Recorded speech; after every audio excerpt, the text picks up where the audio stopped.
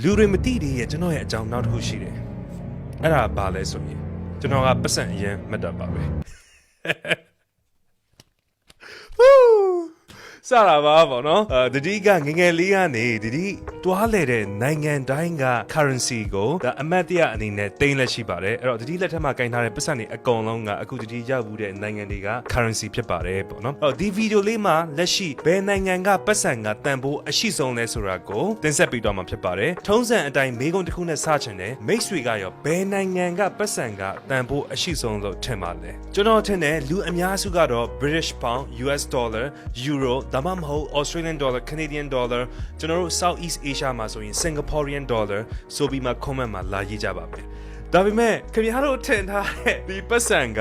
top 4တောင်မဝင်ပါဘူးဒီတော့ဘယ်နိုင်ငံကပတ်စံကလက်ရှိအချိန်နေမှာတန်ဖိုးအရှိဆုံးလဲဆိုတာကိုတစ်ချက်ကြည့်လိုက်ရအောင်ဒီ top 10နဲ့စပါမယ်top 10မှာကကြတော့ US dollar ပဲဖြစ်ပါတယ်လူတော်တော်များများက American dollar ကကမ္ဘာပေါ်မှာလူသုံးများတဲ့အတွက်ကြောင့်မို့တန်ဖိုးအရှိဆုံးလို့ထင်ကြလိမ့်မယ်တကယ်တမ်း number 10မှာပဲရှိပါတယ်ဒီလက်ထက်မှာကင်ထားတဲ့ပတ်စံကကြတော့အခု9ချက်တို့10တို့90တို့ဖြစ်ပါတယ်ပေါ့နော်100တန်ကတော့ကြောင်းလာခပေးလို့ပြီးရင်3လို့ကုန်သွားပါပြီပေါ့နော်အဲ့ဒီအတွက်ကြောင့်မို့ဒီရဲ့ဗီဒီယိုများများကြည့်ကြပါ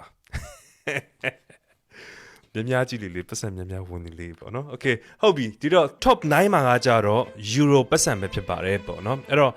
ဒီပတ်စံကို European နိုင်ငံ28နိုင်ငံရှိတော်ညာလဲနိုင်ငံပေါင်း20တိတိမှာပဲတုံးလို့ရပါတယ်ဒါကတော့ဒီEurope 6နိုင်ငံတွားလေတုန်းကကြံထားတဲ့ပတ်စံဖြစ်ပါတယ်ပေါ့နော် top 8မှာကကြတော့ကမ္ဘာပေါ်မှာအလှဆုံးနိုင်ငံဖြစ်တဲ့ Switzerland နိုင်ငံကပတ်စံဖြစ်ပါတယ်အဲ့တော့သူတို့ပတ်စံကိုကြည့်လိုက်မယ်ဆိုရင်အစိမ်းရောင်ပါတကယ်ကိုလှပါတယ်ပေါ့နော်ကြည့်လိုက်ပေါ့နော်ပတ်စံတိုင်းကသူတို့နိုင်ငံရဲ့တဘာဝအလှတရားကိုတန်ဖိုးထားမှုကို represent လုပ်ပါတယ်ပေါ့နော်ပြီးရင်ဒီပတ်စံကလေ short လို့လည်းရတယ်ကြိုက်တယ်လို့လည်းခြေလို့ရတယ်နော် short လို့ရတယ်သူက plastic ပါပေါ့နော် Australia နိုင်ငံကပတ်စံကလည်းအတူတူပါပဲပေါ့နော်ဒီတော့ဒီဟာကဒီ Australia မှာကြောင်းတက်တော့ကလက်ကျန်ပါတဲ့ပတ်စံပေါ့နော်ဒါကလည်းအတူတူပဲ plastic ဖြစ်တဲ့အတွက်ကြောင့်မို့ကို short ချင်တယ်လို့ short လို့ရတယ်ခြေချင်တယ်လို့ခြေလို့ရပါတယ်ပေါ့နော်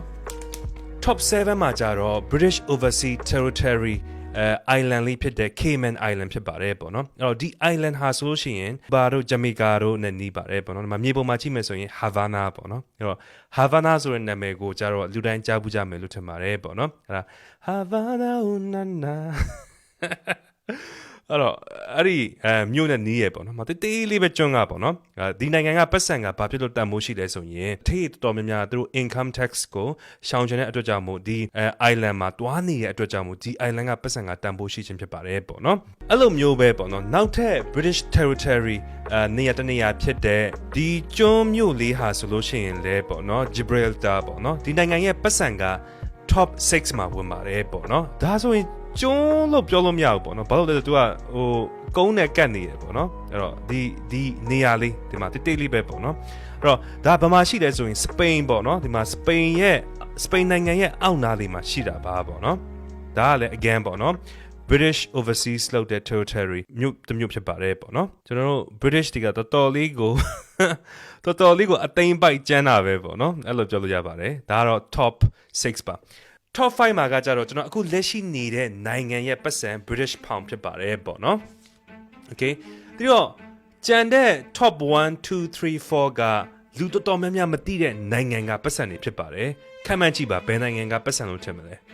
ဟုတ်ပါတယ်ပေါ့နော် Middle East ကပတ်စံတွေဖြစ်ပါတယ်အဲ့တော့ Middle East မှာနိုင်ငံတွေအများကြီးရှိတယ်ဒီတော့ဘယ်နိုင်ငံလဲဆိုတာကိုတစ်ချက်ထပ်ကြည့်လိုက်အောင်top 4မှာကကြတော့ Jordan နိုင်ငံကပတ်စံဖြစ်ပါတယ်ပေါ့နော်အဲ့တော့ Jordan တို့ Israel တို့ဆိုတာကျွန်တော်တို့ခရစ်ယာန်ဘာသာဝင်တွေတော်တော်များများကြားဘူးကြမြို့ဖြစ်ပါတယ် Bible မှာအရန်ပါတယ်ပေါ့နော် Jordan ဆိုတာပေါ့နော်အဲ့တော့ဒီ Jordan နိုင်ငံကပတ်စံဖြစ်ပါတယ်ပေါ့နော်ဘာလို့ချမ်းသာလဲဆိုရင် Middle East က country တွေတော်တော်များများမှာကဒါ oils and gas ပေါ့နော်သူတဘာဝဓာတ်ငွေတွေစီတွေထွက်တဲ့အတွက်ကြောင့်မို့ဖြစ်ပါတယ်ပေါ့နော်အဲ့တော့ top 3မှာကြတော့ဘယ်နိုင်ငံလဲဆိုရင်အိုမန်နိုင်ငံကပတ်စံဖြစ်ပါတယ်အိုမန်နိုင်ငံဆိုတာက UAE ရဲ့အိန္ဒိနာချင်းနိုင်ငံဖြစ်တယ်လို့ Saudi Arabia ရဲ့အိန္ဒိနာချင်းနိုင်ငံဖြစ်ပါတယ်ပေါ့နော်အဲ့တော့ဒီကြုံလုံး story တစ်ခုပြောပြမယ်ဒီမှာ Saudi Arabia ကတငယ်ချင်းတယောက်ရှိတယ် ပေါ့နော်ဩစတြေးလျမှာကျောင်းအတူတက်ခဲ့တာအဲ့တော့ Saudi Arabia နိုင်ငံကသူတို့ P2P သားတွေနိုင်ငံခြားကျောင်းသွားတက်ရင်ကျောင်းလာခကိုအစိုးရကထောက်ပံ့ပေးတယ်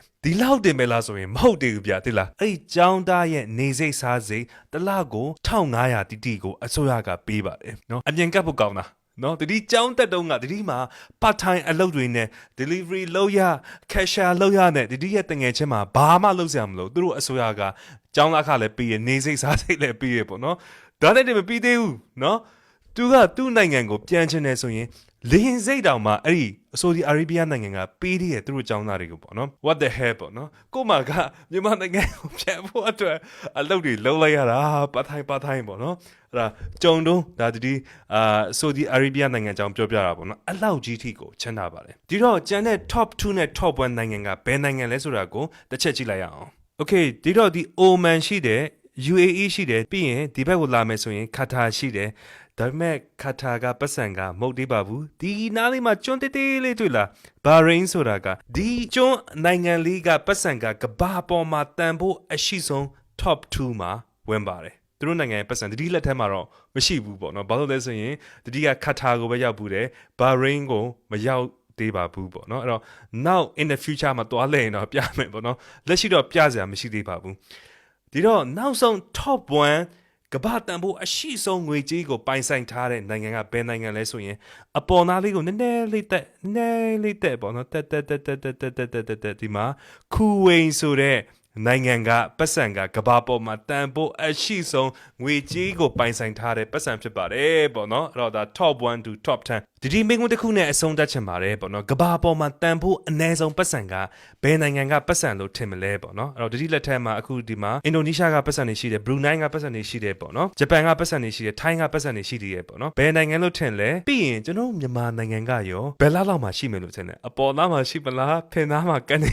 တက်လာပါနော်ကပတ်တန်ဖို့အနည်းဆုံးပတ်စံတဲမှာဘယ်လောက်ဝင်မယ်လို့ထင်လဲ top 10ဝင်မယ်လို့ထင်တာ comment မှာရေးတော့ပါဟုတ်ပါပြီဒီဗီဒီယိုလေးကိုကြည့်ပြီးရတဲ့အတွက်အားလုံးကိုကျေးဇူးအများကြီးတင်ပါတယ်ပေါ့နော်ဒါအားလုံးပဲ enjoy ဖြစ်မယ်လို့ထင်ပါတယ်ဒါငွေကြီးကိုစိတ်ဝင်စားတဲ့သူဆိုရင် enjoy ဖြစ်မယ်ပေါ့နော် okay see you in the next video အားလုံးပဲဒီ post ကို share ချင်းအားဖြင့်ပတ်စံတွေအများကြီးရကြပါစေပေါ့နော်ပြီးနိုင်ငံတွေအများကြီးလဲခွင့်ရကြပါစေလို့ဒီကဆုတောင်းပေးလိုက်ပါတယ် bye bye